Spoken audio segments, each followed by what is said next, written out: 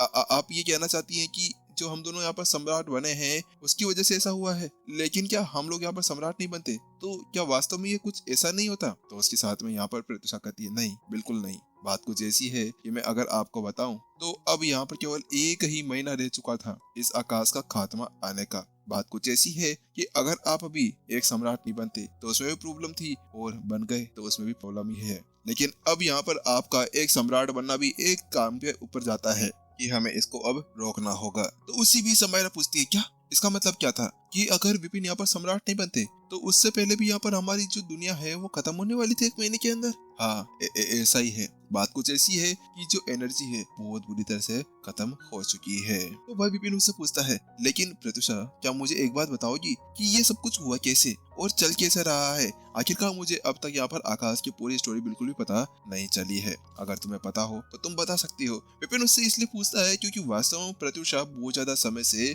इस जगह पर रह रही थी और वो सारी चीजों के ऊपर ध्यान भी दे रही थी। तो इसी वजह से यहाँ पर प्रत्युषा को इसके बारे में पता हो सकता था कि हाँ क्या है और क्या नहीं। तो उसके साथ में वो बताती है कि इसकी शुरुआत 50 साल पहले स्टार्ट हुई थी। 50 साल पहले अचानक से पता नहीं कुछ ऐसा हुआ कि जिसकी वजह से यहाँ पर जो आकाश था उसके टुकड़े हो गए, और उसके साथ में ही वो ऐसा हो गया था। लेकिन धीरे धीरे करते हुए ये और ज्यादा बुरी तरह से बढ़ने लगा। जैसे जैसे यहाँ पर अवधि बढ़ती गई वैसे वैसे यहाँ पर नुकसान भी बढ़ते जा रहा था। तो उसके साथ में प्रत्युषा से पूछती है, चलो एक बात मुझे बताओ, क्या तुम्हें उस छेद को देखकर कुछ लगता है? क्या तुम्हें लगता है कि ये छेद पहले से यहाँ पर था? तो शायद विपिन ने कहता है, नहीं, मुझे नहीं लगता। ऐसा लगता है जैसे कि यहाँ पर इस छेद को किसी ने बनाया है। तो वहीं प्रत्युषा भी अपना एक बार सर हिलाती है और कहती है, हाँ, ऐसा ही है, ये ऐसा ही है। बात कुछ ऐसी है कि इसको बनाने के पीछे भी एक बहुत ज्यादा पावरफुल लड़ाकू का हाथ है, लेकिन ये नहीं पता कि वह कौन है।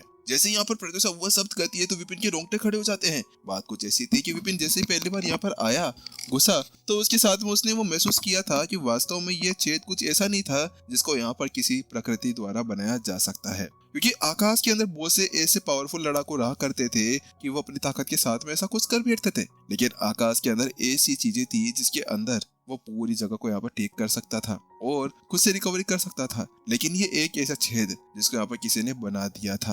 आखिरकार वो कौन हो सकता था? कितना पावरफुल हो सकता था? आखिरकार क्या वास्तव में वो कोई भगवान था या कोई एक बहुत ज्यादा पावरफुल दानव था? इस जगह पर उन्हें समझ भी नहीं आ रहा था कि आखिरकार क्या सम्राट के ऊपर भी कोई लेवल हो सकता था। सभी हैरानी से वहाँ पर स्टक हो चुके थे। तो वहीं प्रत्युषा ने कहा, मुझे नहीं पता, लेकिन मैं ये जरूर जानती हूँ कि यहाँ पर इसको किसी ने फाड़ा था। इस जगह पर प्रत्युषा ये सब कुछ कह रही थी ना, उस जगह पर वो भी बहुत सी खतरनाक तरीके से घबराई हुए थी। वहीं दूसरी तरफ बाकी सभी लोग भी पूरी तरह से हैरान थे वास्तव में ये चीज सुनने के बाद में कि वहां पर इस छेद को बनाने वाला कोई और था, जिसने यहाँ पर शायद गलती से अपने दूसरे डंडे को यहाँ पर घुसा दिया था, जिसकी वजह से ये छेद यहाँ पर बन गया था। वास्तव में इस जगह पर वो जो छेद था ऐसा लग रहा था किसी ने लट्ठी फेंक के यहाँ पर मारा हो और लकड़ी फेंकने की वजह से ऐसा कुछ हो गया हो।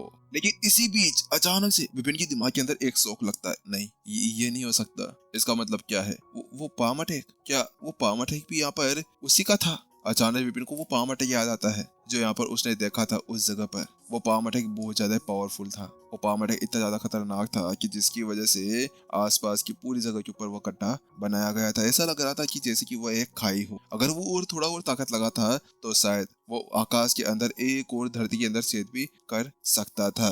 प्रत्युषा ने कहा, मैं आपको बताती हूँ कि 50,000 साल पहले वाली बात है। 50 साल पहले कुछ ऐसा हुआ था। 50 साल पहले अचानक से एक पामाटेक पता नहीं कहां से आ गया। उस पामाटेक ने पहले ये छेद किया और उसके बाद में ही यहाँ पर ये जो पहाड़ वाला सागर है उसका निर्माण हुआ, और ये बाद में यहाँ पर हर बार ये पहाड़ वाला सागर खुलता रह गया। इसी बीच में तो यहाँ पर हम लोग उससे लड़ने के लिए गए थे, लेकिन उसी बीच यहाँ पर जो दैत्य सम्राट था वो मारा गया, और उसी की वजह से यहाँ पर जो कुछ भी ये हुआ था उसके पीछे समय और इस तरह की खेल की जरूरत पड़ गई थी। उस समय यहाँ पर आकाश के 3 टुकड़े हुए, उसके साथ में स्वर्ग के भी 3 टुकड़े हो चुके थे। वो 3 टुकड़े यहाँ पर बहुत ज्यादा समय तक तो पूरी अंतरिक्ष के अंदर घूमते रहे, एक से दूसरी दुनिया के अंदर। हालांकि फिर उसके बाद में यहाँ पर वो हमारे पास में आ गया, एक मेरे पास, एक मास्टर शेख के पास और एक आपके पास, और उसी के साथ में शुरुआत हुई थी इस खतरनाक मंजर की। लेकिन आखिरकार ये आया कहाँ से? क्योंकि इतना ज्यादा पावरफुल कोई लड़ाकू तो हमारे यहाँ पर हो नहीं सकता है। इसके पीछे कोई ना कोई दूसरा तो हो ही होगा ना? विपिन उससे पूछता है। तो वहीं प्रत्युषा कहती है, मुझे इसके बारे में बिल्कुल नहीं पता कि आखिरकार ये कौन है, किसने यहाँ पर ऐसा कुछ किया है, लेकिन वास्तव में ये बहुत ज्यादा ही भयानक था। इसके पीछे यहाँ पर एक और एनर्जी का भी प्रभाव है, जिसकी वजह से आकाश के अंदर सी सारी हानि हो रही है। एक और एनर्जी? क्या ये वो एनर्जी हो सकती है? विपिन की दिमाग के अंदर एक से एक ख्याल आने लगते हैं। तो प्रत्युषा बताती है, ये यहाँ पर एक दूषित एनर्जी का प्रभाव है। बात कुछ ऐसी है कि जो वो दूषित एनर्जी है वो धीरे धीरे करते हुए यहाँ पर फैलते हुए जा रही है। उसी दूषित एनर्जी के चलते हुए यहाँ पर आकाश के अंदर जो सारी की सारी एनर्जी है वो नष्ट होते हुए जा रही है, और इसी वजह से यहाँ पर ये एनर्जी पूरी तरह से खत्म हो गई। तो वहीं विपिन का भी दिमाग हिल जाता है। उसको याद आता है कि दूसर एनर्जी वो एनर्जी थी जिसकी वजह से सुरेश के अंदर की एनर्जी गायब होती जा रही थी। उस समय केवल यहाँ पर विपिन की एनर्जी ही थी जो उसको यहाँ पर किसी तरह से रोक पा रही थी। लेकिन ये याद करते हुए कि वो कितना खतरनाक थी, विपिन के रोंगटे खड़े हो जाते हैं, क्योंकि वास्तव में विपिन जब उस जगह पर गया तो उस जगह पर उसने देखा था कि यहाँ पर उस गुफा के अंदर वहां पर उसने पहले से ही एक हरे रंग की दीवार बना ली थी। हरे रंग की दीवार बहुत ज्यादा खतरनाक लग रही थी। वास्तव में इस चीज को याद कर विपिन के तो यहाँ पर सन हो चुके थे। इसी बीच यहाँ पर प्रत्युषा आगे कहती है, और यहाँ पर अगर हम इस एनर्जी के साथ में थोड़ा समय और रुकते तो 1 महीने के लिए यहाँ पर हम लोग रुक सकते थे, लेकिन केवल ये 1 महीना। अगर 1 महीना यहाँ पर खत्म हो जाता तो उसके साथ में ही हम लोग भी खत्म। लेकिन जब आप दोनों अचानक से इस जगह पर आए तो समय की गति बढ़ गई, और एनर्जी की यहाँ पर बहुत ज्यादा कम होने की वजह से यहाँ पर अब आकाश पूरी तरह से उसी कायनात की तरफ बढ़ता हुआ जा रहा है। ये वो कायनात है जो यहाँ पर अभी हमारा वेट कर रही है, यानी कि हम सभी को यहाँ पर यमराज के पास में पहुंचाने की। लेकिन अब हम क्या कर सकते हैं? वहाँ पर विपिन ने उससे पूछा। तो प्रत्युषा ने अपना सर हिलाते हुए कहा, मुझे नहीं पता कि अब हमें यहाँ पर क्या करना चाहिए। हाँ, हालांकि मेरे पास में 2 समाधान है। 2 समाधान? हाँ, मुझे बताओ, मैं सुनता हूँ। तो उसके साथ में यहाँ पर वो बताती है, बात कुछ ऐसी है। पहला समाधान तो ये है कि हमें यहाँ पर उस दूसरे एनर्जी से छुटकारा पाना होगा। क्या उस एनर्जी से? तुम पागल हो, वो एनर्जी बहुत ज्यादा खतरनाक है। अगर मैं उसको अकेला भी यहाँ पर एब्जॉर्ब और उसको फिल्टर करने में लग गया तो उसके बाद में मेरी लंका लग जानी है। तो वहीं दूसरी तरफ प्रत्युषा कहती है, तो फिर दूसरा वही एक तरीका है। क्या तुम कौन सी तरीके की बात कर रही हो? क्या तुम वास्तव में वो वही तरीका? तो वहीं प्रत्युषा कहती है, हमें वापस से इस आकाश को निर्मित करना होगा। इसको निर्मित करने के लिए हमें बहुत ज्यादा खतरनाक ताकत की जरूरत पड़ने वाली है। तो वहीं प्रत्युषा से कहती है, बात कुछ ऐसी है कि यहाँ पर अभी ये जो दूसरी एनर्जी है उसने शायद अपनी चेतना वापस कर ली है, और अगर हम लोग यहाँ पर उस एनर्जी को खत्म करने के बारे में भी सोचे तो उसके साथ में यहाँ पर हम कुछ नहीं कर सकते। क्या चेतना? क्या आपके कहने का मतलब ये है कि उसने यहाँ पर अपने अंदर एक चेतना और उसके साथ में उसने कोई रूप धारण कर लिया? तो उसके ऐसे वो कहती है, हाँ ऐसा ही लगता है। मैं यहाँ पर केवल ये अंदाजा लगा पा रही हूँ, लेकिन मुझे ऐसा ही लगता है कि यहाँ पर उसने कोई एक मानव शरीर बना लिया है, लेकिन वो बहुत ज्यादा पावरफुल है। अरे तो क्या हुआ, पावरफुल है तो हम लोग उसको खत्म कर देंगे और हम आकाश को बचा लेंगे। हाँ, क्या आकाश को? उसके साथ में प्रत्युषा एक छोटी सी हंसी के साथ में कहती है, नहीं ऐसा नहीं हो सकता।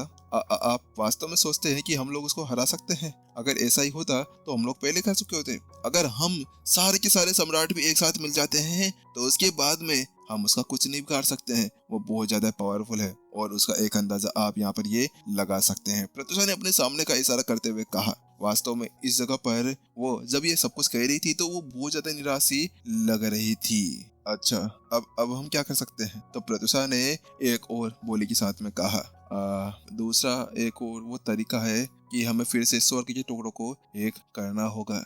और इतना कहते कहते यहाँ पर जो प्रत्युषा थी वो बिल्कुल धीमी पड़ जाती है। इस जगह पे ऐसा लगता है जैसे कि वो शब्द नहीं कहना चाह रही थी, लेकिन फिर भी वो कुछ नहीं कर सकती थी। क्या स्वर्ग की लड़ाई? अरे बस इतनी सी बात, चलो फिर शुरू करते हैं।